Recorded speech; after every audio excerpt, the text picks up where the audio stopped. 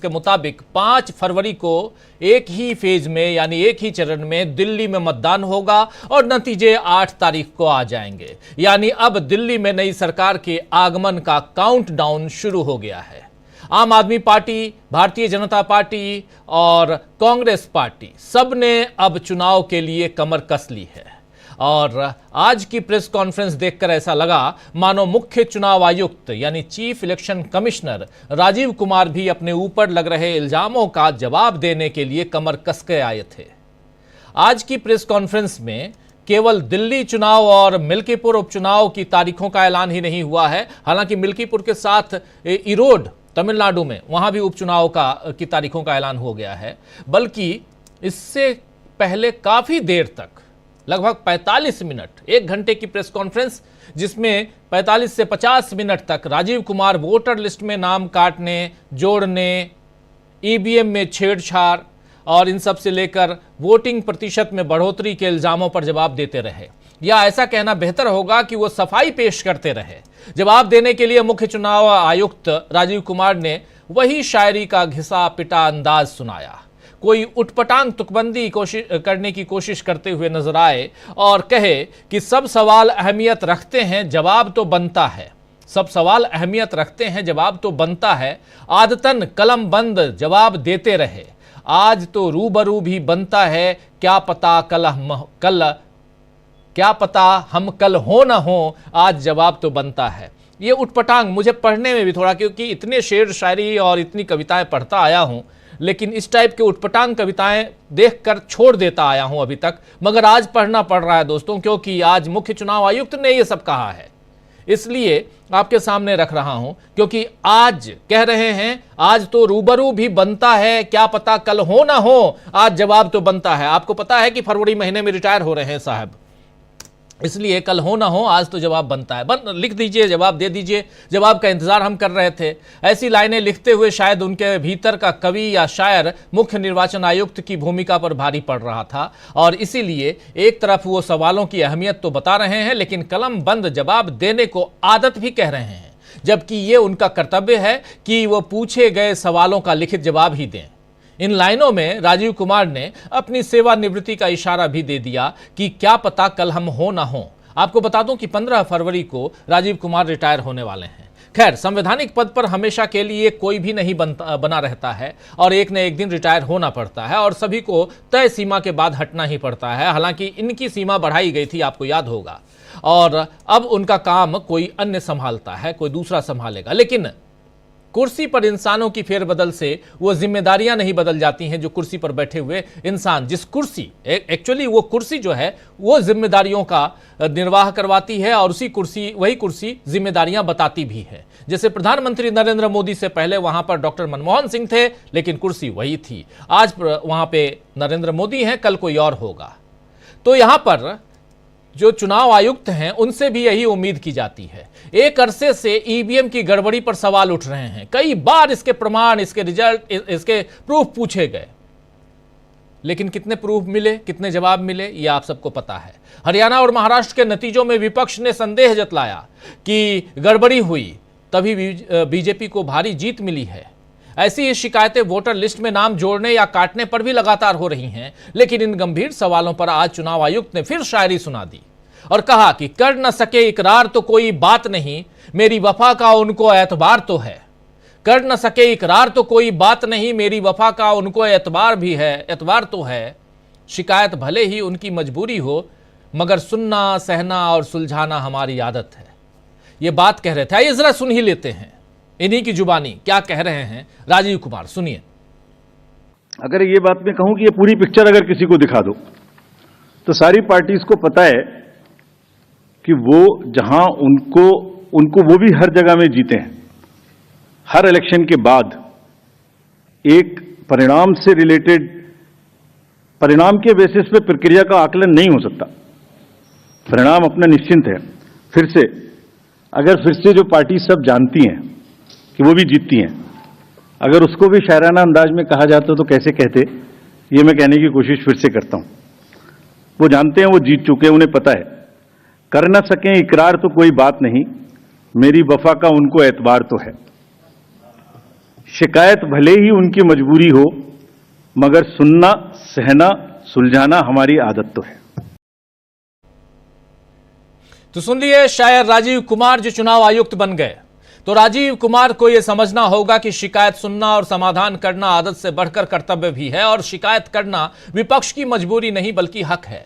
Voter list की गड़बड़ी पर राजीव कुमार ने कहा है कि वोटर लिस्ट पूरी प्रक्रिया से तैयार कराई जाती है, किसी का भी वोट बिना प्रक्रिया के नहीं कटवाया जा सकता, ये कह रहे हैं राजीव कुमार। आइए जरा उन्हीं की जुबानी सुन लेते हैं। वोटर लिस्ट की बात कर रहे हैं, इलेक्टोरल पोल की बात कर रहे हैं, रोल की बात करें, माफी चाहूंगा, इलेक्टोरल रोल, वोटर लिस्ट, और इस पर क्या अपनी सफाई दे रहे हैं, जरा ये सुन लीजिए राजीव कुमार की जुबानी।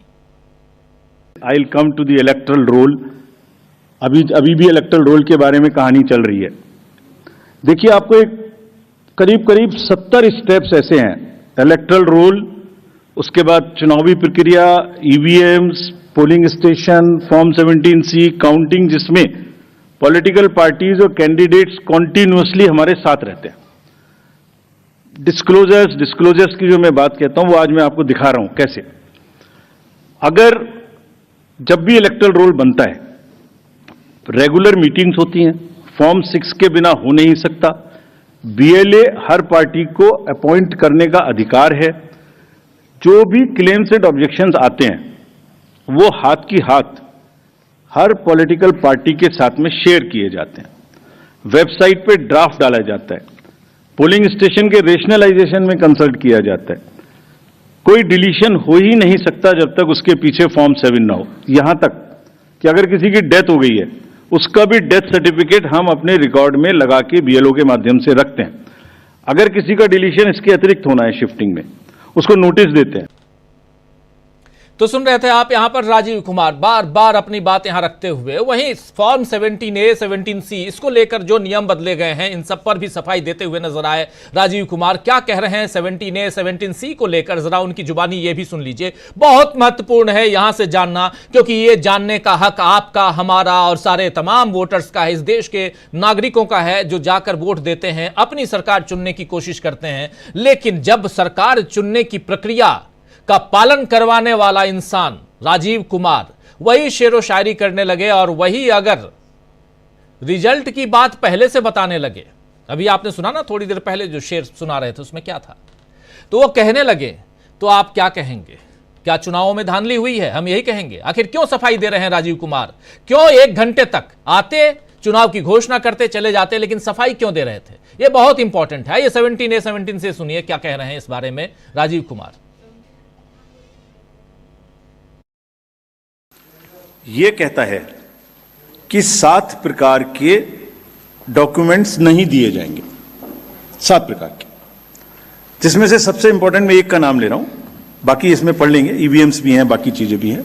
17A, form number 17। अब 17C के बाद 17A अचानक प्रचलन में आ जाएगा आज के बाद, ऐसा मुझे लगता है, मेरे मुंह से निकल गया। 17A क्या है? 17A, जैसे ही पोलिंग स्टेशन पर दिन भर जो वोटर्स आते हैं, वो अपना, आप जब जाते हैं तो अपना साइन करते हैं, नाम लिखते हैं या अंगूठा लगाते हैं, जो भी आप करते हैं, अपना आईडी दिखाते हैं। फर्स्ट पोलिंग ऑफिसर आपका ये काम करता है। 17A की डिटेल इसलिए नहीं दी जाती, कानून में लिखा हुआ है, ताकि उससे वोटर की प्राइवेसी अफेक्ट ना हो जाए। If 17A is out, that means who came to vote, with whom he came, what ID he brought, उसके प्राइवेसी के सीरियस इश्यूज पैदा हो जाते हैं। देयरफॉर हमने सिर्फ एक चेंज किया, just 1, and why? Whatever was available will remain available except 1। अभी वैसे मुझे ये बोलना नहीं चाहिए ज्यादा, क्योंकि माननीय उच्चतम न्यायालय में शायद कोई केस फाइल हुआ है, अभी तक हमें पता नहीं लगा है। पता लग गया होता तो मैं नहीं बोलता, अभी फाइल होने की खबर आई है। सिर्फ सीसीटीवी कैमरे की footage inside the booth and outside the booth is not to be given, was never being given.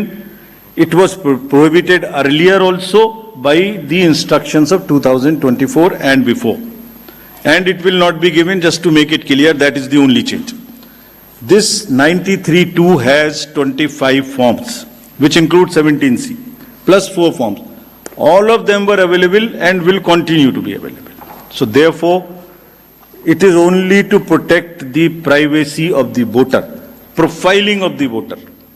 70 मतलब फिर तो पोलिंग स्टेशन के अंदर का मैंने लाइव वीडियो आपको दे दिया, कैसे दे सकते हैं? कितनी बड़ी सिक्योरिटी। जिसने वोट नहीं दिया उसका भी वीडियो मिल गया, फिर तो उसका भी पता लग गया, हर वोटर की फेस भी मिल गई। और सपोजिंग मैं दे दूं आपको, सोचिए जरा, कंट्री को सोचने की जरूरत है, लोगों को ये बात कैसे कह सकते हैं समझने की जरूरत है। छोटी सी बेसिक सी मैथमेटिक्स भी नहीं कर सकते। आई मीन इट्स मतलब कितने झूठ बोले जाएंगे। कोई तो लिमिट होगी, कोई तो इंतहा होगी, कहीं तो जाके रुकेगा। अगर 10.5 lakh booth, please note this, मैं पूरे देश को बता रहा हूं, ये 10.5 लाख बूथ, 10.5 लाख बूथ पे सुबह से सीसीटीवी की रिकॉर्डिंग शुरू होती है। वो हमारे इंटरनल पर्पज के लिए है, वो किसी को देने के लिए नहीं है। क्यों लेना चाहता है कोई, मैं ये भी बताता हूं आपको। 10 घंटे भी अगर मान लें हम, 7 बजे से 7 बजे तक की सीसीटीवी होती है, 12 घंटे, 10 भी मान लें, तो जरा अंदाजा लगाइए 10.5 लाख बूथ की 10 घंटे की फुटेज का मतलब हो गया 1 करोड़ घंटे, 1 करोड़ घंटे। और अगर 1 करोड़ घंटे का एक आदमी देखने बैठेगा तो अंदाजा लगा सकते हैं कितना समय लगेगा। अगर 8 घंटे भी रोज देखेगा तो 3600 साल लगेंगे उसको देखने में। 3600 ईयर्स। आप पूछ सकते हैं राजीव कुमार से कि कहना क्या चाहते हो। यहां साफ साफ है, वो आजकल मीम चलता है ना, उसमें एक आता है कहना क्या चाहते हो, तो वही ये कहना क्या चाहते हैं। भाई आपको अगर वहां सीसीटीवी कैमरा लगाते हैं, सड़कों पे सीसीटीवी कैमरा क्यों लगाए जाते हैं, क्यों लगाया गया है सब जगह सीसीटीवी कैमरे क्यों लगाए जाते हैं? इसलिए नहीं कि एक आदमी बैठ करके हिंदुस्तान के तमाम सीसीटीवी कैमरे को खंगाले। जहां जिसकी जरूरत है उस जरूरत को वो वहां फुलफिल करे, इसलिए लगाया जाता है, न कि एक आदमी बैठकर 10 लाख बूथों के सीसीटीवी कैमरे को खंगालेगा। कहना क्या चाहते हैं राजीव कुमार जी? खैर आगे बढ़ते हैं हम। और वहीं ईवीएम पर उन्होंने कहा है, राजीव कुमार ने कहा है कि यह फुल प्रूफ डिवाइस है। सुप्रीम कोर्ट ने भी इस बात को माना है। कोर्ट ने यह भी कहा है कि ईवीएम हैक नहीं हो सकती है। और राजीव कुमार ने यह भी कहा कि वोटिंग के बाद ईवीएम सील हो जाती है। यह सील पोलिंग एजेंट के सामने लगाई जाती है। ईवीएम में वायरस नहीं आ सकता है। ईवीएम की बैटरी भी सील कर दी जाती है। और राजीव कुमार ने दावा किया है कि ईवीएम में अवैध वोट की आशंका नहीं है। ये सब कुछ जरा सुन लेते हैं, छोटी सी बात इनकी ईवीएम पर क्या कह रहे हैं। यानी साफ सफाई देने आए थे आज, लेकिन ये नहीं बताए कि क्या चुनावों में धांधली हुई है, ये नहीं बता रहे हैं, सफाई दे रहे हैं। आखिर आज राजीव कुमार जो कह रहे हैं कि शायद चीफ इलेक्शन कमिश्नर होने के नाते ये मेरी आखिरी प्रेस कॉन्फ्रेंस है, लेकिन साफ साफ है कि आखिर यहां सफाई क्यों दे रहे हैं राजीव कुमार। सुनिए जरा ईवीएम पे। On the day of polling crore vote बढ़ा दिए गए। शाम 5 से 6 बजे के बीच बताइए कि लंबी लंबी कतारें कहां थी, हमें सीसीटीवी दिखाइए। इस तरह के प्रश्न हमसे पूछे गए। अभी आपको याद होगा कि it's a misconceived narrative. I will explain how it is a misconceived narrative. एक ग्लोबल एक्सपर्ट हैं आईटी के, जब हमारा चुनाव चल रहा था तो उन्होंने कहा था ईवीएम्स कैन बी हैक्ड। सब आप लोगों ने देखा होगा। अरे भाई वहां ईवीएम होती ही नहीं है। There are electronic voting mechanisms, they are called, they are not EVMs. There are electronic machines which do voting from different times. वो रीडर्स होते हैं, वो होते हैं। उसके बाद भी यहाँ हल्ला हो गया, खूब चला सोशल मीडिया में कि वो बोल रहे हैं कि ईवीएम हैक हो सकती है। अभी क्या कहा सेम एक्सपर्ट ने कि हमें तो लगे 1 महीना 1.5 महीना काउंटिंग करने में, इंडिया में तो 1 दिन में काउंटिंग हो जाती है। We just follow the narratives which are suiting. Let me explain how VTR can not be change. Please इसको बस बना के फिर आई कम टू दिल्ली। सुबह 9:30 बजे, 11:30 बजे, 1:30 बजे, 3:30 बजे, 5:30 बजे sector magistrates go from booth to booth. They collect what is the trend. अगर 10.5 लाख बूथ से अनकनेक्टेड सिस्टम से, फोन से या मैसेजिंग ग्रुप से फिगर कलेक्ट करनी हो तो हिंदुस्तान में क्या, पूरी दुनिया में कोई एग्जाम्पल बताइए जहां रात को 6 बजे, अभी चुनाव खत्म भी नहीं हुआ और 6 बजे में पहले आपको एग्जिट वोटर दे दूं। फिर इलेक्ट्रॉनिक वोटिंग मशीन को इंटरनेट से जोड़ देते हैं, जोड़ने के बाद में वो हैंड टू हैंड लाइव हो जाएगा सिस्टम, फिर आप कहेंगे कि ईवीएम को हैक कर दिया। 5:30 बजे के बाद जस्ट प्लीज इमेजिन 5 से 7 के तो चीफ इलेक्शन कमिश्नर यानी मुख्य चुनाव आयुक्त के इन जवाबों में ऐसा कुछ भी नहीं है दोस्तों जो पहले उन्होंने ना कहा हो। चाहे चुनाव आयोग की प्रेस कॉन्फ्रेंस में सवाल उठे या विपक्षी दल चुनाव आयोग जाकर सबूतों के साथ शिकायत दर्ज करें, हर बार यही रटा रटाया जवाब इनके यहां से मिलता आया है। लेकिन सवाल यही है कि जब इतनी पारदर्शिता यानी इतनी ट्रांसपेरेंसी और निष्पक्ष चुनाव के दावे हो रहे हैं, तब इन शिकायतों को उठने का मौका क्यों मिल रहा है? ऐसा नहीं है कि हारने वाले दल ही सवाल उठा रहे हैं। देश के कई सामाजिक कार्यकर्ता, वकील, गैर सरकारी संगठन, चुनाव सुधार के लिए काम करने वाले संगठन कई मंचों से ईवीएम में गड़बड़ी के सवाल उठाते रहे हैं और वोटर लिस्ट में गड़बड़ी लगभग हर चुनाव में सामने आती ही है। जब कई नागरिक अपना नाम वोटर लिस्ट में ढूंढते रह जाते हैं या मतदान केंद्र पहुंचने पर उनका नाम नहीं मिलता है, तब वो क्या करें? अगर एक नागरिक भी मताधिकार से वंचित होता है तो चुनाव आयोग को उसकी जिम्मेदारी लेनी चाहिए। लेकिन यहां राजीव कुमार जिस तरह सफाई पेश कर रहे हैं, उससे यह संदेह बढ़ रहा है कि क्या बीजेपी ने पूरे चुनाव आयोग को अपने कब्जे में कर लिया है और इसीलिए तारीखों का ऐलान होते ही बीजेपी अपना सीएम बनाने के दावे पेश कर रही है। और अभी जब बात कर रहे थे कि एक इंटरनेशनल लेवल के, किसका नाम ले रहे थे? एलन मस्क का नाम ले रहे थे। जी हां, एलन मस्क, जिन्होंने कहा था कि ईवीएम हैक हो सकती है। लेकिन यहां ये कह रहे हैं अपने यहां ईवीएम है ही नहीं, तो इसका नाम ईवीएम क्यों पड़ा? इलेक्ट्रॉनिक वोटिंग मशीन ये क्यों बोल रहे हैं? अभी अभी आपने सुना, इन्होंने कहा ईवीएम हम लोग नहीं, तो फिर क्या इस्तेमाल करते हैं? आइए दोस्तों, बहुत सारे सवाल हैं जो राजीव कुमार मुख्य चुनाव आयुक्त के इर्द गिर्द घूम रहे हैं और उसको ढूंढने की कोशिश करने की जरूरत है। सबसे बड़ी चीज कि आखिर एक बार फिर हम चुनाव में जा रहे हैं। दिल्ली का चुनाव बहुत महत्वपूर्ण है, लेकिन अभी से बीजेपी अपने सीएम